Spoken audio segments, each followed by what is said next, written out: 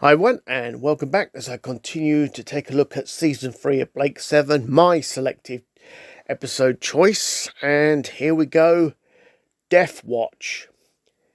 How to prevent an all-out war with honour. Well, the story opens with a passenger liner. And on this passenger liner is one Dieter Tarrant, brother of Del Tarrant, and he is the champion of Teal.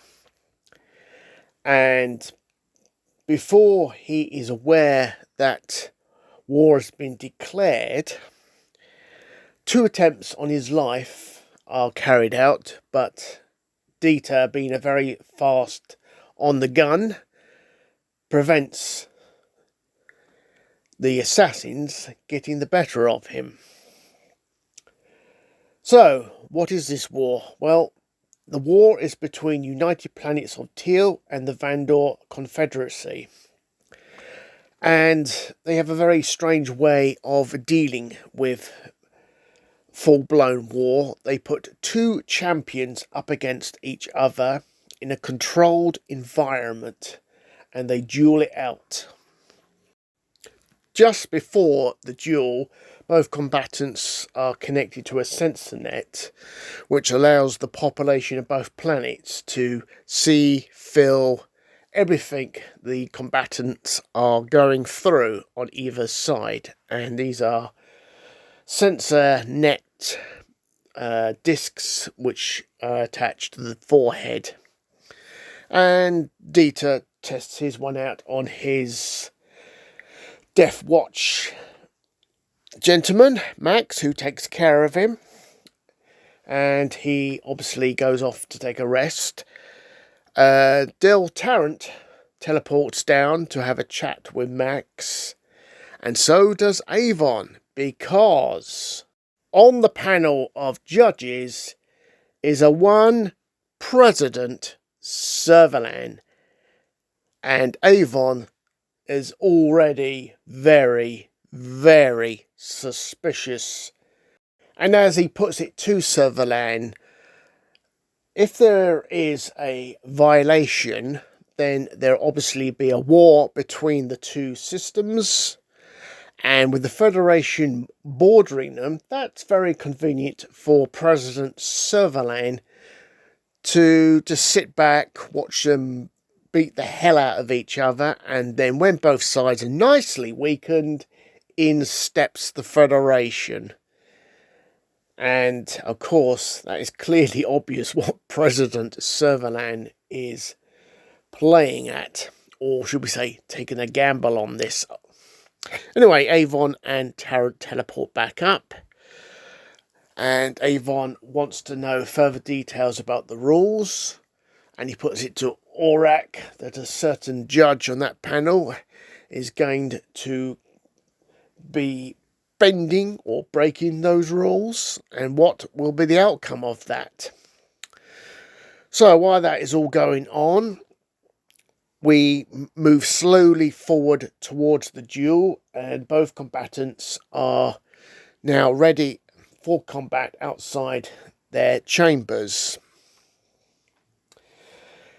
Dieter Tarrant represents Teal, and Vinny represents Vandor. He's the first one who's let into the chamber. It looks like a deserted building outside in the open, and there's a bit of a skirmish between the 2, and they are missing one another because both are very good. And so Vinny puts it to Dieter Tarrant that they could go on all day doing this and get nowhere. And he puts it to him, a duel, mano a mano, standing opposite one another. Tarrant agrees to this, but unfortunately he makes an error, because what happens next, as both walk out into the middle of the ground, face each other, and then suddenly Vinny shoots Dieter Tarrant. He beats him to the draw. Dieter Tarrant just cannot believe what has just happened to him. And his thoughts are obviously still being relayed before Vinny finally puts him down outright. So, has Servalan achieved her goal? Because the next part is that the champion will undergo a medical. So, what is it that Servalan has done? Well, Dana is the one who was feeling the opposite number VNE through the sensor net, and to her it was like he was waiting. There was nothing there, nothing at all. Then they deduce clearly this is not a human being. This is some kind of very advanced android, a gunslinger android. So, to prevent the medical, Avon tells Dana, teleport down and cause a minor fraction of the rules. But don't kill Servalan. And that's exactly what happens. Dana teleports down. She blasts the medical scanner to prevent the scan going ahead. And under the rules, Dana is expelled from the planet. Avon has asked Aurak to tap into their computers to find out exactly what has been selected by their computers down there, so they can give all the info to Tarrant to where exactly the location of this duel that will be taking place. Fortunately, it's a blood fuel. So this allows Tarrant to challenge Vinny. And that's exactly what happens. He's ready. He's been fed the information by Callie through telepathic communication. It's going to take place on a Starliner, this duel. Dale Tarrant is the first in the central area of the Starliner, because that's where he's got to go to. Then Vinny enters, and Dell is already waiting. He crawls up on the gantry behind Vinny, lying down, and he's ready. He just basically calls out to him, and that's the end of him. Tarrant takes him out, and that's it. Total vaporization. So there's no evidence to tell the other judges that Servalan was up to no good to cause a full-scale war, which is, of course, prevented. And Avon and Max with Dell Tarrant meet up. Avon suggests to Max they should make some changes to their rules to prevent this sort of thing happening ever again. Obviously, Avon has told him everything he needs to know, and Servalan's plans have been scuppered. And on that note, let's move on to my final thoughts.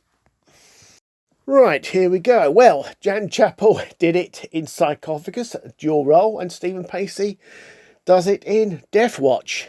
Yeah, fantastic. Really enjoyed this episode. It just shows no end to President Servalan's schemes.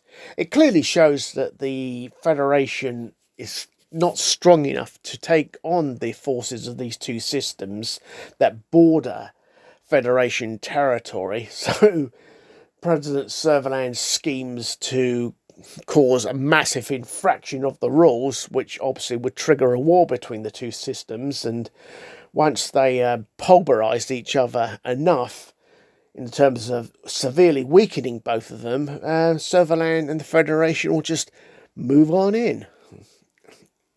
Yeah, thoroughly enjoyed this one. It was a really good episode, this one. I just like it. It's a great one. And there's not much more I can really say apart from that. Yeah, it's a great one. Well worth watching this one, Death Watch. And, well, all I can say is on that note, I'll see you all in due course as I review the final episode of Season 3. And on that note, have a great day, everyone. Goodbye.